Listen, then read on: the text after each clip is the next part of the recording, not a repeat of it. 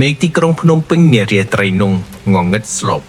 ភ្លៀងធ្លាក់កាត់ដាច់ចរាចរណ៍ស្ទើរតែទាំងស្រុងនៅកិច្ចជ្រុងផ្លូវដ៏ស្ងាត់ជ្រងំមួយ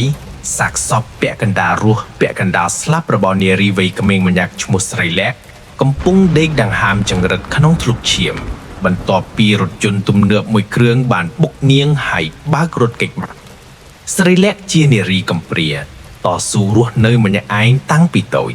គ្មានសាច់ញាតិគ្មានអ្នកអើពើរថយន្តសង្គ្រោះបន្ទាន់បានដឹកនាងមកដល់មន្ទីរពេទ្យឯកជនដ៏ធំមួយស្របពេលជាមួយគ្នានោះនៅបន្ទប់សង្គ្រោះបន្ទាន់ VIP ជាន់ទី5នៃមន្ទីរពេទ្យដដែលបរិយាកាសកំពុងតែតានតឹងបំផុតម៉ាស៊ីនវាស់ចង្វាក់បេះដូងលោតឮសូរទីតទីតទីតយឺតសឹងតែដាច់ដង្ហើមនៅលើគ្រែគឺនាងម៉ៃកូនស្រីបណ្ដូលចិត្តតែមួយគត់របស់ឯកឧត្តមគុណនិងលោកជំទាវផានី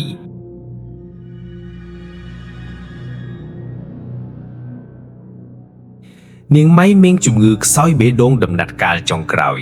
ហើយពេលវេលារបស់នាងនៅសល់មិនដល់24ម៉ោងទៀតទេប្រសិនបើគ្មានបេះដូងថ្មីមកផ្លាស់ប្ដូរលោកជំទាវផានីយំអោបជើងដុកទ័រផានិតដែលជាគ្រូពេទ្យវះកាត់ដ៏ល្បីប្រចាំមន្ទីរពេទ្យលោកគ្រូពេទ្យជួយកូនខ្ញុំផងទោះអស់លុយប៉ុន្មានក៏ខ្ញុំព្រមដែរឲ្យតែកូនម៉ៃអាចរស់រានមានជីវិតវិញលោកចង់បានអ្វីខ្ញុំឲ្យទាំងអស់អាយុដាមគុណទឹកមុខតានតាំងសំលេងមើងម៉ាត់ដុកទ័រខ្ញុំដឹងថាពេទ្យនេះមានបណ្ដាញច្រើនរកបេះដូងមកបដូរឲ្យកូនខ្ញុំភ្លាមខ្ញុំហ៊ានឲ្យលោក$2 លានដាក់ចូលគណនីលោកយប់នេះតែម្ដង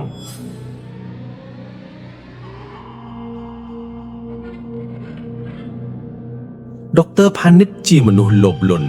លុះឮចំនួនទឹកប្រាក់ដ៏មហាសាលភាពលោភលន់ក៏បាំងចិត្តមនសិការជាគ្រូពេទ្យកាប់ជួនពេលនោះគិលានុបដ្ឋាយិកាម្នាក់បានរត់មកប្រាប់គាត់ពីករណីគ្រោះថ្នាក់ចរាចរណ៍របស់ស្រីលក្ខដែលទើបនឹងចូលមកដល់ហើយគ្រូពេទ្យពិនិត្យឃើញថានាងត្រៀមនឹងស្លាប់ដោយការហូរឈាមក្នុងខួរក្បាលតែបេះដូងនាងនៅល្អឥតខ្ចោះអ្វីដែលសំខាន់នាងជាក្មេងកំព្រាគ្មានប្រវត្តិគ្រួសារដុកទ័រផានិតញញឹមចុងមាត់រួចងាកមកខ្សឹបប្រាប់ឯកឧត្តមគុណរៀបចំលុយទៅទៀនខ្ញុំរកបានម្ចាស់បេះដូងហើយ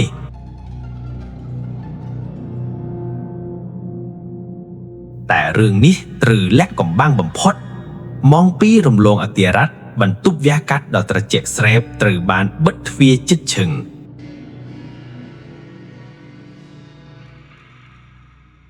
ដុកទ័រផានិតនិងកូនចៅជំនិត2នាក់បានរុញគ្រែរបស់ស្រីលក្ខចូលមកតាមច្បាប់គេមិនអាចវះកាត់យកសរីរាង្គអ្នកមន្ទីរពេទ្យដែលមិនទាន់ស្លាប់បាត់បង់ជីវិតទាំងស្រុងនិងគ្មានការយល់ព្រមនោះទេ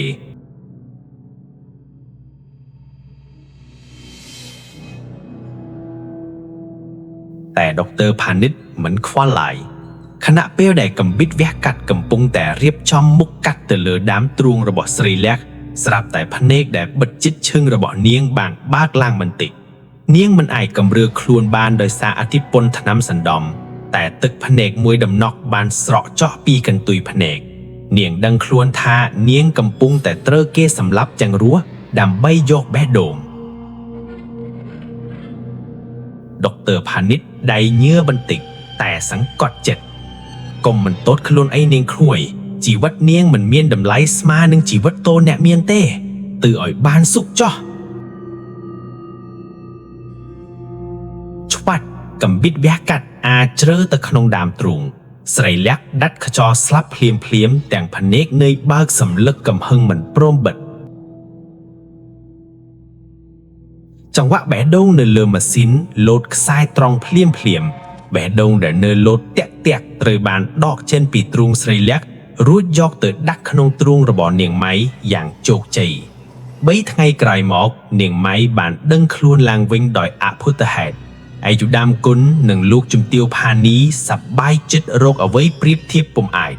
ប៉ុន្តែអ្វីមិនដូចដើមឡើយ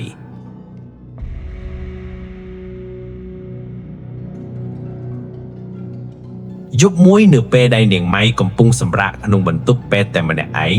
នាងស្រាប់តែមានអារម្មណ៍ថាបន្ទប់ត្រជាក់ខកធម្មតាភ្លើងអំពូលចាប់ផ្ដើមលោតភ្លឺផ្លែតនាងម៉ៃយកដៃស្ទាបស្មាមវះកាត់នៅលើដើមទ្រូងខ្លួនឯងរួចក៏មានអារម្មណ៍ថាបេះដូងនោះកំពុងតែលោតញាប់ខកធម្មតាខ្លាំងណាស់ហាក់ដូចជាចង់ផ្ទុះចេញមកក្រៅរំពេកនោះនាងឮសំឡេងខ្សឹបពីជ្រុងងងឹតនៃបន្ទប់យកបេះដូងរបស់ខ្ញុំមកវិញនាងម៉ៃខំប្រឹងបើកភ្នែកធំសម្លឹងទៅកញ្ចក់ទូខោអាយអ្វីដែលនាងឃើញមិនមែនជាមុខនាងទេតែជាមុខនារីម្នាក់ដែលមានមុខមាត់ស្លេកស្លាំងភ្នែកសម្លឹកក្រហមទុំនិងមានប្រហោងធំមួយចំកណ្ដាលទ្រូងឈាមកំពុងហូរស្រក់មិនឈប់នាងម៉ៃស្រែកចំហមាត់តែស្រែកមិនចេញព្រោះមានដៃដ៏ត្រជាក់ស្រែបមួយលូកទីក្រោយមកខ្ទប់មាត់នាងដុកទ័រផានិតទទួលបានប្រាក់$2 លានយ៉ាងគាប់ចិត្តយប់នោះគាត់ត្រឡប់មកភូមិគ្រាករបស់គាត់វិញដោយក្តីរំភើបក្រោយពីងូតទឹកហើយគាត់ដើរទៅកញ្ចក់ដើម្បីសែតសក់ពេលកំពុងតែសែតគាត់ស្រាប់តែធំក្លិនស្អុយរលួយយ៉ាងខ្លាំងដូចជាក្លិនសាកសពគាត់ងាកឆ្វេងងាកស្ដាំគ្មានអ្វីសោះពេលងាកមកមើលកញ្ចក់វិញគាត់គាំងបេះដូងស្ទើរតែដួលនៅក្នុងកញ្ចក់មិនមែនជារូបគាត់ទេតែជាវិញ្ញាណរបស់ស្រីលក្ខដែលកំពុងតែឈរញញឹមយ៉ាងសាហាវខូខៀវឈាមខ្មៅខាប់កាប់ចាប់ផ្ដើមហូរចេញពីក្បាលរ៉ូប៊ីណេទឹកជំនួសឲ្យជាទឹកធម្មតាវិញ្ញាណស្រីលក្ខសំលេងលាន់រំពើងក្នុងខួរក្បាលដុកទ័រផានិត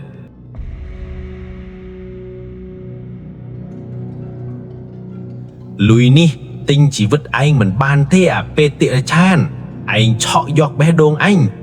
នឹងខ្វេះយកភ្នែកឯង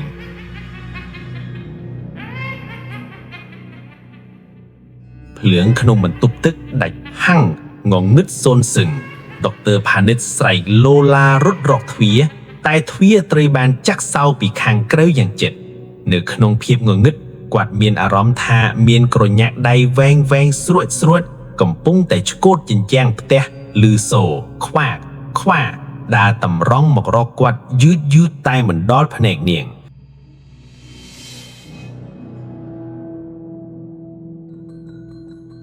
ដុកទ័រផានិតដកទូរស័ព្ទចេញមកចុចបញ្ចាំងភ្លើង flash ទូរស័ព្ទចេះទៅចំមុខវិញ្ញាណស្រីលក្ខដែលកំពុងតែលូនតងនៅលើពីដានបន្ទប់ទឹកក្បាលសំយងចុះក្រោមសក់វែងធ្លាក់គ្របមុខនាងហើបមាត់សាយឮសូរ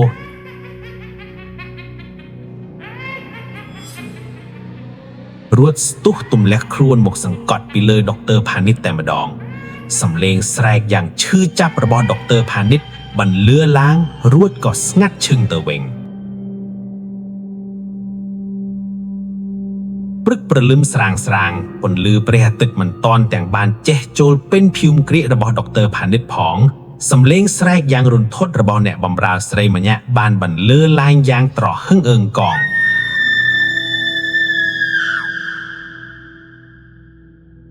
អង្រួនភាពស្ងាត់ជ្រងំប៉ូលីសបានចុះមកដល់កន្លែងកើតហេតុភ្លាមទ្វារបន្ទប់ទឹកត្រូវបានវាយបំបែកដោយសារវាចាក់សោពីខាងក្នុងយ៉ាងជិតអ្វីដែលពួកគេបានឃើញធ្វើឲ្យមន្ត្រីប៉ូលីសដែលមានបទពិសោធន៍យូរឆ្នាំក៏ត្រូវងាកមុខចេញនិងរត់ទៅក្អួតនៅខាងក្រៅ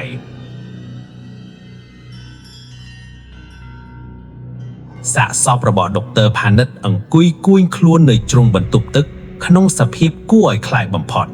ក្របភ្នែកទាំងពីររបស់គាត់ត្រូវបានខ្វេះចេញបាត់ទាំងអស់បន្សល់ត្រឹមតែរុនឈាមខ្មៅខាប់កាប់ប៉ុណ្ណោះអ្វីដែលកាន់តែចម្លែកនិងរន្ធត់នោះគឺអន្លើទ្រូងខាងឆ្វេងរបស់គាត់មានស្មាមក្រញាក់ដៃខ្វាក់ជ្រៅជារាងខ្វែងគ្នាចំកន្លែងបេះដូងរបស់គាត់ហាក់ដូចជាមានអ្នកណាម្នាក់ព្យាយាមខ្វេះយកបេះដូងរបស់គាត់ទាំងរក់ប៉ុន្តែបេះដូងនៅតែមាននៅក្នុងខ្លួនដដែលគាត់ស្លាប់ដោយសារការភ័យតក់ត្រុដិរហូតដល់គាំងបេះដូងលុយ$2 លានដែលទៅនឹងផ្ទេរចូលគណនីធនាគាររបស់គាត់កាលពីយប់មិញនោះ មិនអាចជួយទិញជីវិតគាត់បានសោមកិនមួយវិនាទីផងព័ត៌មាននៃការស្លាប់យ៉ាងអាថ័នកំបាំងនេះបានលេចលឺទៅដល់ត្រចៀកអាយុដាមគុណនិងលោកជំទាវផានីយ៉ាងលឿនលំលឹងនៅភូមិគ្រីដ៏ស្គឹមស្កៃរបស់អាយុដាមគុណបរិយាកាសបានប្រែពីភាពត្រេកអរដែលកូនស្រីរស់ឡើងវិញទៅជាភាពតានតឹងនិងភ័យខ្លាចលោកជំទាវផានីចាប់ធ្ញើចំប្រព្រឹត្តក្រោយពេលឮដំណឹងស្លាប់របស់គ្រូពេទ្យផានិតម៉ោង 12 រំលងអធិរាតលោកជំទាវផានីគេងមិនលក់ក៏ដើរចុះមកផ្ទះបាយដើម្បីចាក់ទឹកញ៉ាំពេលនាងបើកទូទឹកកកពន្លឺចេញពីទូទឹកកកចេះមកប៉ះផ្ទៃមុខនាងចាក់ទឹកចូលកែវរួចលើកផាក់ប៉ុន្តែទឹកដែលហូរចូលបំពង់កស្រាប់តែមានរសជាតិប្រៃនិងឆ្អាបខាប់នាងខ្ចាក់ចេញមកវិញភ្លាមវាគឺជាឈាមស្រស់លោកជំទាវផានីស្រែកលែងចេញសំឡេងទម្លាក់កែវបែកប្រាយនាងថយក្រោយតតែខ្នងប៉ះជញ្ជាំងផ្ទះបាយ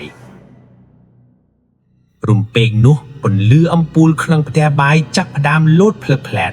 សីតុណ្ហភាពធ្លាក់ចុះត្រជាក់ស្រាប់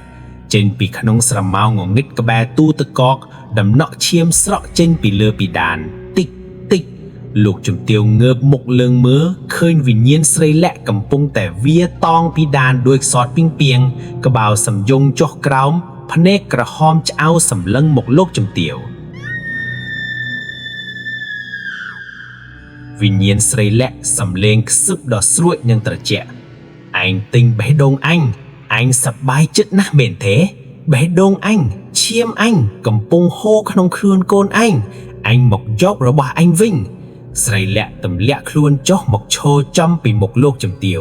រួចលូកដៃដ៏ស្លេកស្លាំងមួយទៅច្របាច់កលោកជំទាវលើកផុតពីដី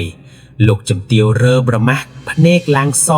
ទើបឯកឧត្តមគុណរត់ចុះមកពីលើតាន់ពេលបើកភ្លើងផ្លែតវិញ្ញាណនោះក៏រលាយបាត់ទៅវិញបន្សល់ត្រឹមតែលោកជំទាវផានីដួលសន្លប់ស្ទុកស្ទឹងនៅលើកម្រាលឥដ្ឋដែលប្រឡាក់ទៅដោយបំណែកកែវនិងឈាមស្ថានភាពនាងម៉ៃដែលកំពុងសម្រាកក្នុងបន្ទប់របស់ខ្លួនឯងជាន់លើចាប់ផ្ដើមប្រែប្រួលយ៉ាងចម្លែកខ្លាំងកាលពីមុនម៉ៃជានារីទន់ភ្លន់ជួយចិត្តស្ដាប់ភ្លេងក្លាស៊ីកនិងហូបម្ហូបអឺរ៉ុបប៉ុន្តែព្រឹកបន្ទាប់ពីហេតុការណ៍លងបន្លាចលោកជំទាវខានីនាងម៉ៃបានក្រោកពីព្រលឹមសក់ក្បាលកន្ទ្រឿងដើរជើងទទេចុះមកដោងនាងបានចូលផ្ទះបាយរកបាយកកហើយនឹងប្រហុកមកហូបយ៉ាងកន្ត្រាក់កន្ត្រែងទាំងដែលនាងមិនទាន់ប៉ះវិសោះតាំងពីកើតមកឯឧត្តមគុណនិងលោកជំទាវផានីដែលទើបនឹងដឹងខ្លួនដែលមកឃើញកូនក៏ស្លុតចិត្តលោកជំទាវផានីដើរទៅជិតកូនដោយប្រុងប្រយ័ត្ន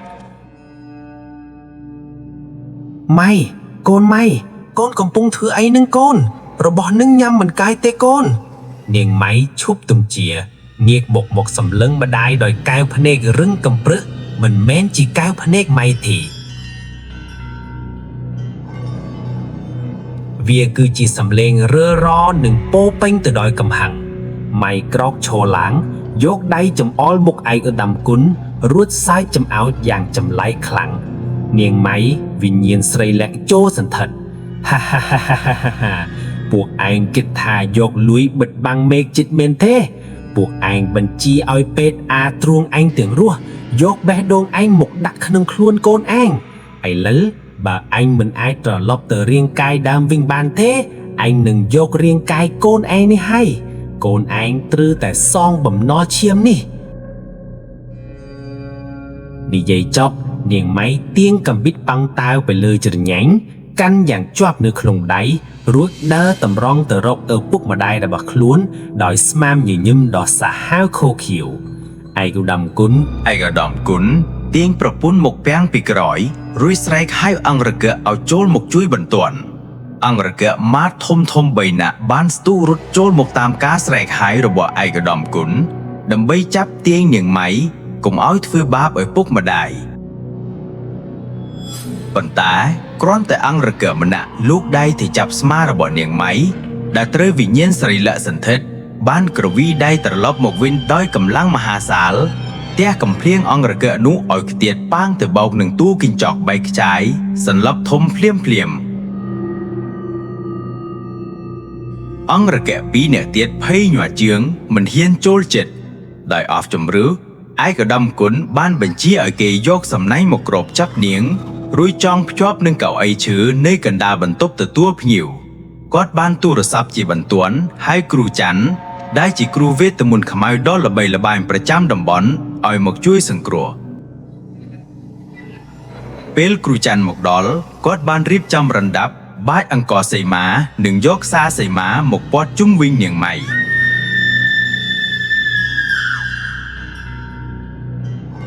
គ្រាន់តែទឹកមុនប្រោះប៉ះរាងកាយនាងម៉ៃភ្លាមផ្សែងពណ៌ខ្មៅបានហុយចេញមកនាងម៉ៃស្រែកដោយសំឡេងត្រួតគ្នាទាំងសំឡេងម៉ៃនិងសំឡេងស្រីលាក់ក្តៅណាស់លែងអញពួកឯងជាមនុស្សអាក្រក់គ្រូច័ន្ទសូត្រមន្តបណ្ដាយកផ្ដៅវាយកម្រាលអេតបណ្ដាចេញភ្លាមមកខ្មុតតៃហោងបើឯងមិនចេញអញនឹងសូត្រមន្តដុតព្រលឹងឯងឲ្យคล้ายជាភ័ក្រវិញ្ញាណស្រីលាក់សោយចំអកយ៉ាងកងរំពឹងចេញពីមាត់ម៉ៃឯងចង់ដុតអញសាកមើលទៅបេះដូងអញកំពុងលោតខ្លងព្រួងនាងនេះបើអញឈឺនាងនេះក៏ឈឺបើព្រលឹងអញឆេះបេះដូងនេះក៏ឈប់លោតដែរ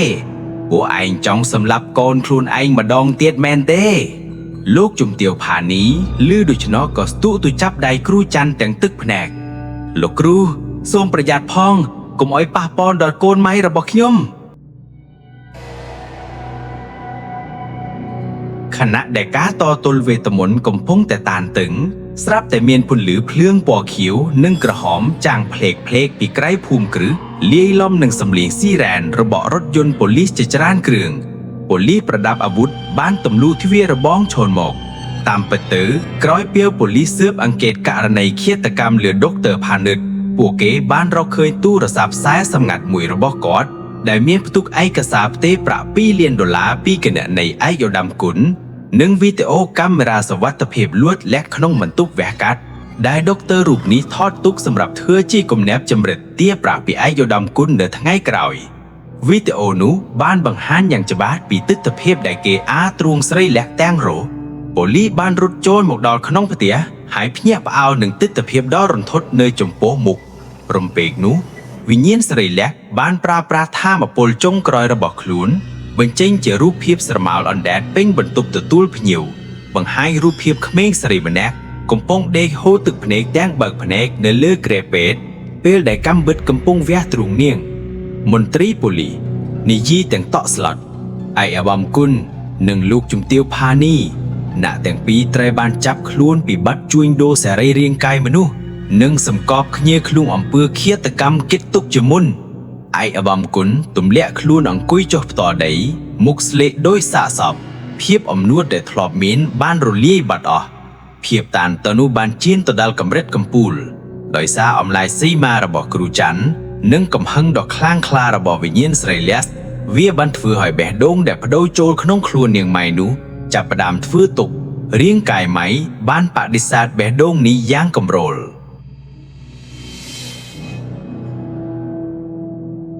នាងម៉ៃក៏អួកឈាមចេញមកយ៉ាងច្រើន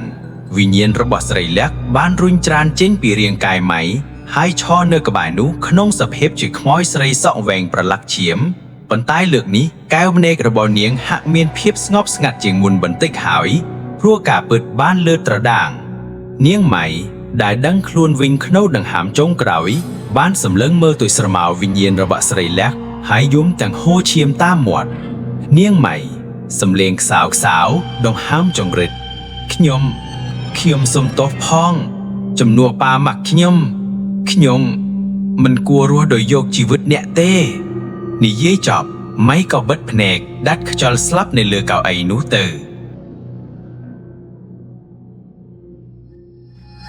លោកជំទាវផានីស្រែកយំអបសាប់កូនស្រីរហូតដល់សន្លប់ចំណែកឯកឧត្តមគុណត្រីប៉ូលីវាយខ្នងនាំខ្លួនចេញទៅទាំងទឹកមុខសោកសង្រេងនិងវិបរិស័យដែលបំផ្លាញជីវិតក្មេងស្រីម្នាក់និងធ្វើឲ្យកូនស្រីខ្លួនឯងស្លាប់យ៉ាងវេទនា វិញ្ញាណរបស់ស្រីលែកបានសម្លឹងមើលទៅសពរបស់ម៉ៃនិងឪពុកម្ដាយដែលត្រូវទទួលទោសរួចនាងក៏ញញឹមបន្តិចរាងកាយរបស់នាងប្រែជាពន្លឺពណ៌សរួចរលាយបាត់ទៅតាមខ្យល់រួចផុតពីការចងគំនុំឆ្ពោះទៅកាន់សុគតិភពលុយអាចទិញការវះកាត់បានប៉ុន្តែមិនអាចទិញយុត្តិធម៌និងគេចផុតពីកម្មពៀនបានឡើយ